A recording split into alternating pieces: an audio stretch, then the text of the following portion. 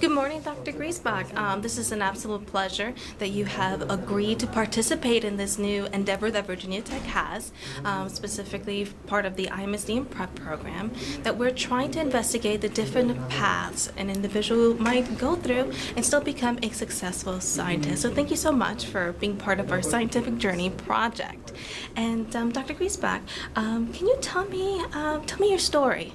Tell me a little bit about yourself. Well, I'm originally from Mexico. I was born in Mexico City. My father is from the United States and my mother's from Mexico. I was born there, and I grew up mostly in Mexico City, although I did have little stints of going to school here in the United States, but most of my primary school and then secondary and preparatory, secundaria, preparatoria, was in Mexico City. And that's where I did my undergraduate studies there also. And then for my graduate studies, that was in the United States at the University of Texas at Austin. So how did that work? Did you come here with a visa, student visa, to do your... No, because my father's American. That's right. Yeah, I had the American citizenship. So that wasn't a problem, fortunately. Yeah, and so coming in that, the challenges were more, and actually coming from a program that was held in Mexico and having everything revalidated or validated in order to be accepted into the University of Texas at Austin. But I did the exams, and there's the GRE, which I did fine in that one, and I really wanted to get into graduate school at UT Austin, and what I did, and it was in the psychology department, so I did my undergraduate with behavioral neuroscience, but I wanted to, basically, when I was in Mexico, I had my undergraduate in psychology, and that's where the interest in neuroscience really started. It really wasn't a neuroscience program. It was more a psychology program. And is at that point, as an undergrad, that you really began to be interested in science, or do you think so? It was at that point? It was at that. Well, I loved animals. I still love animals. I have several dogs in my house. So when I was very young, I wanted something in the biological fields. Of course, I thought, well, maybe in veterinary medicine. But science has always interested me. But I also was very interested in how the mind works. And so I went into, then I went into psychology, and at that time, and Mexico, how there was very much the idea of more of a psychoanalytic, like this mystery box, and more Freudian, and all of these, the unconscious, and the more I learned about this, the more I just did not buy it. It was like, no, and then we had a class, which was functional neuroanatomy class as an undergraduate, and I just loved that class. And I realized this is, it's ridiculous thinking about some mystery box and magical thing. That's not it. And I had the fortune of actually something that I did say that actually gave me quite a bit was going in Mexico. You were required to write a thesis for your undergraduate, and so you have to do a research, and you have to be able to write, and then you have to defend it orally. So that, I think, that prepared me for later on. Very in similar. writing. Some programs have the honors thesis that they can do as an undergrad, and it's so important for individuals that are interested in pursuing a scientific career, research career, to get into doing research as early as possible. So these honor thesis and thesis while you're an undergrad are quite beneficial, don't you think? That actually was a requirement there. Everyone had to do it, and you had to defend it, which was was awesome. You had to, and it was an open defense. So Anybody could come in. Oh yeah, anybody could come in. I remember it was this big conference, and like in the big conference room, and there was like the panel. And you had to like 6 faculty. One had to be from an external university. So there were like because it has to be sanctioned by the UNAM, which was la Universidad Nacional Autónoma de México. So then you had a representative from there, and you had to defend your ideas. You had to present and defend, which it actually makes you be more involved and really try to understand, and also having the novelty because you have to make it exciting. So this is it really works as a preparation. Another thing that I really got out of it, I won't say that the classes on Freudian or anything, they are very interesting. One thing I did learn from there, Freud was a great writer, and to get an idea across, you have to make it simple and you have to say it clear. If you want to show how smart you are and write something really complicated, this can be even in grant writing or in a manuscript or whatever, you have to make things clear. And you have to make them a pleasure to read. That's an excellent piece of advice, because that's how, for instance, grant can fund it. You needed to make it clear and concise, and that's an excellent piece of advice. And then another thing I got out of it, I would say, would be we had to do services at psychiatric hospitals. I had to deal with the patients, and seeing the patients, that kind of brings it away from just the theory, but you're seeing why you're doing it. So I would say that's what I gained mostly out of my experience studying in Mexico. So you said that one of the classes that were very influential to you was that neural functioning. The functional neuroanatomy class. Class. Were there any specific like teachers or maybe a mentor that also helped you along your way to clear up your idea or help you guide you to that path? Actually, at that point I wouldn't say a particular mentor did it. It came more when I went to Texas, and I worked under Abram Amsel's lab. And there, I guess the biggest lesson he showed us how important it is to be rigorous in science, and how you have to be disciplined, and the dedication that has to be placed. That was, and also, he was a tough guy, and unfortunately he passed away. But we started doing alcohol research, fetal alcohol syndrome research. He had an alcohol lab, I remember, and that's where his funding came from. So What, a rodent lab? it was a rodent lab, yeah, and. We had to work with baby rats. He called them baby rats, and he The little called pups, the yeah. pups. He never said pup. He said baby rats, which I always thought was kind of cute. And he was really tough. He was like he didn't pat you in the back or clap hands, or he was really quite tough. But if someone dared criticize one of his students, he would be right on. He was very protective of his students, but he demanded a lot. So, yeah, he was a great mentor. So what made him a great mentor? What do you think makes a person a great mentor? Is the interest in having your student excel, but not spoon feeding. You do not want to spoon feed, and this is the key also of having the right combination. That you need someone that has this interest and will ask the questions, not someone that will want to talk to you and look for you, not a student that you have to say, hey, we need to meet to discuss how research is going, but will be doing that because I'm busy. And it's like if I have an undergraduate student working at the lab, I don't have time to chase around them. But if I never see them, they will ultimately leave the lab, or because, and they will get and I always tell students, what you put in is what you get back. But going back to being a great mentor, I think is is giving your students the opportunities to actually prove themselves, because you can be a mentor and never give those opportunities, and just but they have to gain the opportunities, and then also just kind of giving them the push of, I have them, like, if they write a paper, I tell them to write the paper as if they were going to publish it, to write the paper the best way that they can.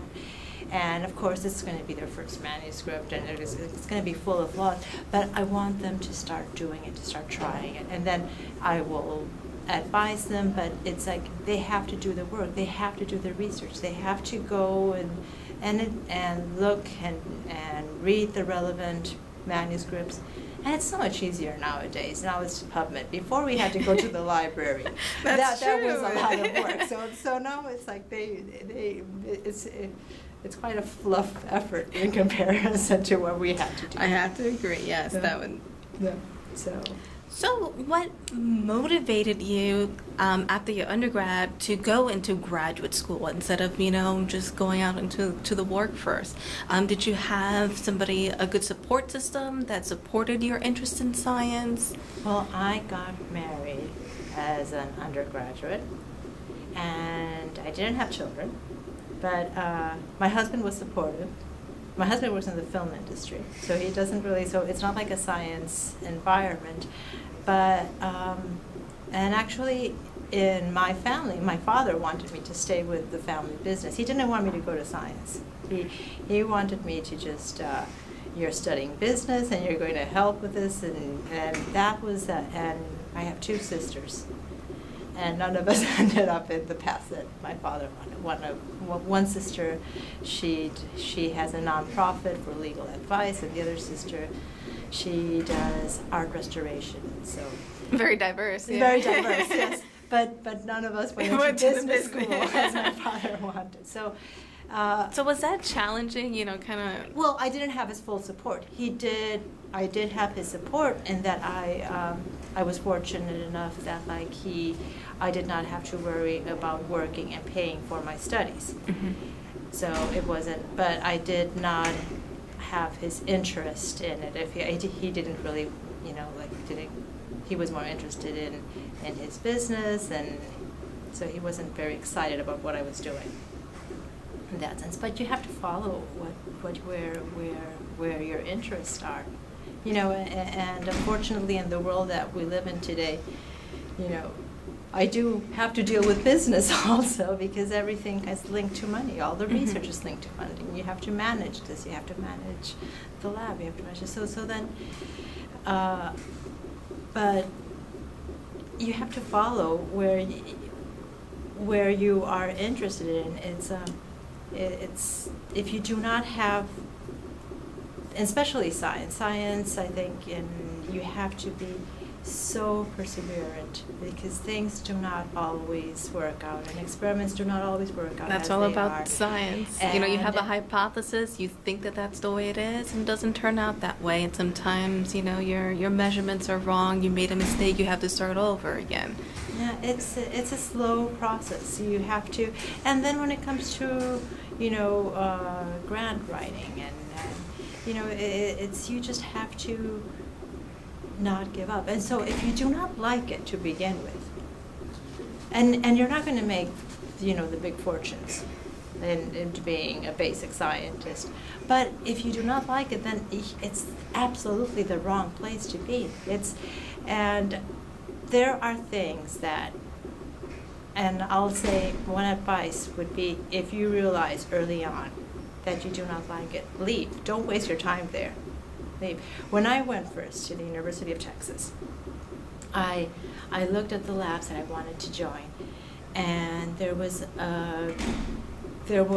the lab that I couldn't get into Abamsel's lab immediately, but there was Walter Wyszynski, who was a great neuroanatomist. But he worked with the frog auditory system and looking at mating calls, so I was accepted into his lab. I said, okay, well, at least I'm in the program. And I remember counting cells, and I could care less about the frog mating calls. I really wanted something that was more clinically relevant. Mm-hmm. And and I left as soon as I could. Yeah, I said, I went over to Dr. Evans and said, I'll do a rotation, please. You know, you really have to persevere in what you want. You can't be passive. That must have been challenging. You know, you went into this program thinking that you might be interested in this, and then not getting that same passion that you know motivated you into going into graduate school. So I can imagine that was challenging, trying to get out of the lab and find a different mentor, different advisor to take. Although over. I would say that Walter Rosinski, it was done in a good way. You have to be sure not to offend people and not to be rude. And I think a part of being a good mentor is realizing where your students' interests lie. And if your student's interest is not really in what you're doing, do not, even if it's a good student, do not try to keep him there, but help him go on and pursue whatever the student wants. You know, it's a... because if you have someone stay with you that they're not really happy, you're really doing a disfavor to the student and to yourself, because the student will not be happy, will not work well, and it's just. So what made you a good graduate student at UT? What and as having students of yourselves, what are those qualities that help an individual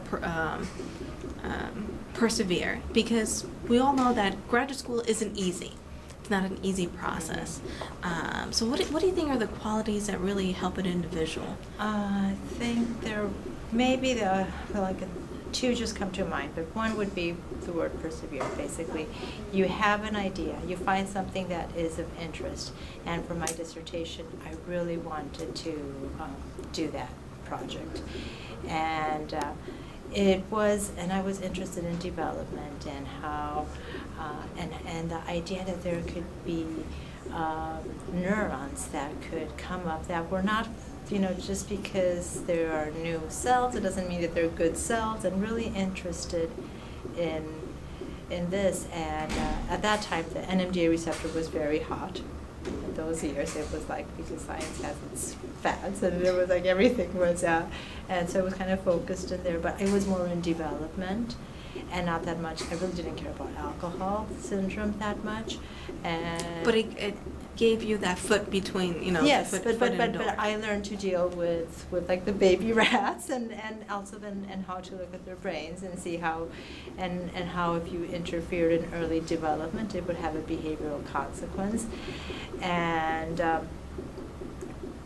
so it's and the funding wasn't quite there, because by that time, Dr. Amsel, he was getting older, and he was on his way to retirement, so the funding wasn't that. But you have to be creative. You have to do these experiments. You don't need all the expensive equipment. So I was very interested in, these were baby rats. They were practically blind and crawling. So it was like, I'm going to do some so I wanted to look at olfactory learning. So I built my maze, and I remember there was a water reward, and because it's olfactory, so we couldn't use like the little pellets, so it had to be water reward. And it's like, well, I'm not going to. And I looked at the catalogs, and they were so expensive. I said, no, I'm not going to do this. I'm just going to come up with some drip system, and I bought some little espresso spoons and bent them, and you have to. And this is the thing, is once you have an idea that you really want to pursue, you just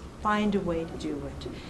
And so that was one thing in graduate school. Another thing that helped me is having good colleagues.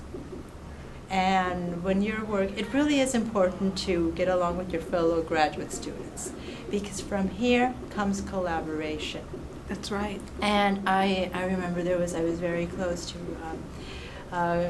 two graduate students there, and I only knew that I could only dedicate so much time to so many publications, and that's very important later on to get a postdoc. So you have to think, okay, I need to have those pubs to be able to get a postdoc where I want. So it was, okay, I'll help you a little bit in your experiment, and I'm in the second author, and you help me a little bit. So you do deals, but you have to be able to work well and also be friends with your fellow graduate students. So just It's not because always a they're- competition. No, well, there were some that took it as a competition, but that's why you have to, you have to learn which people are going to look at it as a competition, and you don't want to not necessarily, are not going to go to actually work as much with those people, but there are those that are going to be your friends who are going to have common interests. And there you can increase your productivity, and you can also, and you learn to collaborate, and you know, it's all the right personality mix. So this is a nice thing, maybe. And if now the lab that I was in was not a very large. It wasn't one of these large labs. There were about 4 graduate students and 1 postdoc, and so it's not one of these massive labs. But still, there's quite a bit of graduate students there. But if someone were in a smaller lab, I would advise to. You're all in the same building as other labs. You can talk to the other graduate students in your program. Right next door. Right next door, and you can collaborate with them. And they might be looking at a different project, but it is associated, so you can help a little. And this would be a good way to learn new skills and increase your productivity. And then when you graduate, you have something to show. It's amazing when you see someone that is a graduate that just got a PhD and has like 1 publication or barely. That's really, how can they just miss these opportunities? So one of your recommendations would be like definitely get into the collaborating, definitely get into that publishing mode if you want to continue in this path, because you know, that's one of the qualifications they look for. You know, if you decide to be a faculty, you know, faculty go into academia. Not so much for industry. For industry, but academia, absolutely, you need to have those publications. Mm-hmm. And that's it. And is that the route that you took immediately after UT? Did you do a postdoc? I did the postdoc. You did the postdoc route. I did the postdoc route. And where was that at? That was at UCLA in the neurotrauma lab, where Dr. Hovda was head of the lab and still is. Although we are, and I'm still there. So it's basically a very large lab with several PIs. Although Dr. Hovda, I still consider him the head of the lab. Although it's a shared lab, you know, we all are independent PIs, but he is the head of the Brain Injury Research Center at UCLA. So, and it was his lab that he started with Don Becker, basically. Could you talk a little bit about the opportunity that the postdoc gave you in order to have your current position, and can you also state what your current position is now? Well, the postdoc gave, and this might not be here, usually someone does not stay where they did their That's postdoc. true. So it will not, so it might not be the best example. But you have to tie in how, I said I was married, and then I had a daughter. So you have to, being a woman, I still think that, you know, there's a little bit more challenges for the women. There are more challenges, and also and maybe because I like to control things so much, I want to also control the household. So I do have to put investments in time, and it is a challenge. You want to be a good parent, you want to be a good scientist, and you do not want to ignore any of these areas. So it becomes a challenge, and it's also important to do the research in a place where you enjoy living. And because you're going to be there for a large amount of your life. Yeah. So and when you have a family, you have to bring consideration to where the family is happy, where your husband also has it. So it all has to come in play, and there's a lot of juggling, and that's why it all seemed to come together at UCLA. I was doing the research that I wanted, something that truly interested me. I wasn't looking at frog mating calls, but I was actually doing something you wanted to do. Something that I really wanted, and I also felt that had a clinical benefit, which is where I actually started, having something, going back to those patients, seeing patients, being able to actually make a clinical difference. That's something that I wanted. So it was in a great city. I loved Los Angeles. My husband is happy there, and so it kind of worked out there. And to backtrack just a moment, we have a lot of female scholars coming in, and would you talk a little bit more about maybe what helped you kind of like balance that personal life and your work life? Did you make like certain days that you wouldn't work on that day just to spend time with your family, or how did you manage to overcome that challenge? Because it is a challenge. It is a challenge. It definitely is. What I have done, and maybe if I were a neurosurgeon, it would be definitely a different. And this is why you want to also, from early on, you have to really, if you say, okay, you're going to be a practicing clinician and also a scientist, there it's going to be more challenging. So in my case, actually, I think working allowed me to be more with my family because I have weekends, and I will get emails, and the lab has my cell phone number and my home number. I can be reached, but when I'm with my family, I am with my family. I really make an effort. Weekends, I am completely with my family. When I come home, unfortunately, the job is not over. It's dinner and homework and things. It's a different job, but it continues on. But still, and it's more challenging. I only have one daughter, but it's more challenging the younger they are. And I didn't take days off, but I did bring work home with me during the weekdays. Mm-hmm. And but I mostly found I find it more difficult working at home because it's easier to get distracted than being in your office. In my office, and sometimes and sometimes I will say that I'm away and I'm not because then I get too many interruptions in the office. So that way I can actually get to work if I really have to do some work that has a deadline and it needs to be done.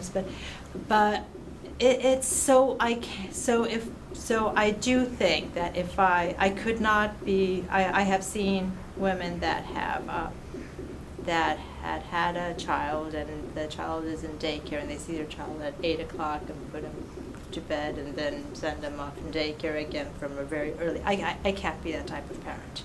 Mm-hmm. I actually adore being a mother also. I find it is very rewarding. So there is some give.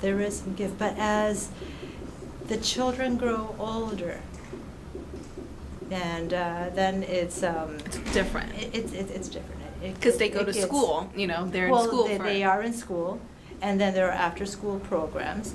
And I'd rather that they are in an after-school program than actually at home doing nothing. I'd rather that you're doing some sport or something, because at home, what are they going to do? Play video games. That's practically a whole work day. So, yeah.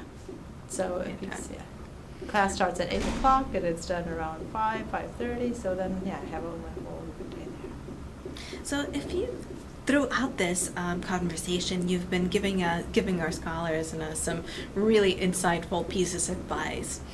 So I wonder if you can have any other advice, like if you had a time machine, can go back to when you were a graduate student, would you tell yourself something? Would you tell yourself not to do something? Just to leave us with another little piece of advice. If I had a time machine, I might have. I might have actually, but this is. And when in Mexico, when you don't have like the core classes in like you have here in the United States, you have to choose your career from the beginning. Oh, wow. So it's like you graduate from the equivalent of high school, which is Mhm. preparatory there, and you have to go into the field you want. And there is no time. So you're really young. You're 18 years old, between 17, 18, 19, and you have to choose what you want to do for the rest of your life, which is really challenging. It's really unfair. It's really unfair. And this is how I ended up in psychology. And I wish that I would have maybe gone to, if I would have gone more, maybe to a biological From the very area from the very beginning and not waste that time. I'm not putting the blame on the system, but it's, and at that time also, it's really difficult being focused. There are your friends and all these. So sometimes you might tend to choose the easy route. And I thought, oh, well, and like psychology, it's somewhat with the brain, but then it's not as demanding, and I can still spend time with my friends, and it's, it's just having that dedication and that responsibility, and it's tough at that age. It's really tough, but that's something I would change.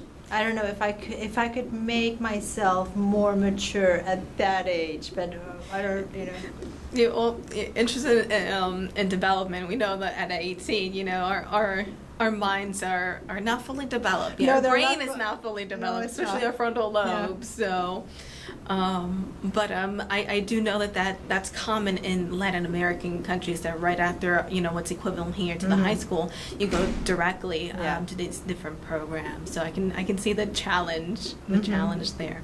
But Dr. Griesbach, thank you so much for this interview. You definitely gave us a lot of things to think about, and hopefully a lot of things that our scholars are going to take note and apply to their scientific path. So once again, thank you very much. My pleasure.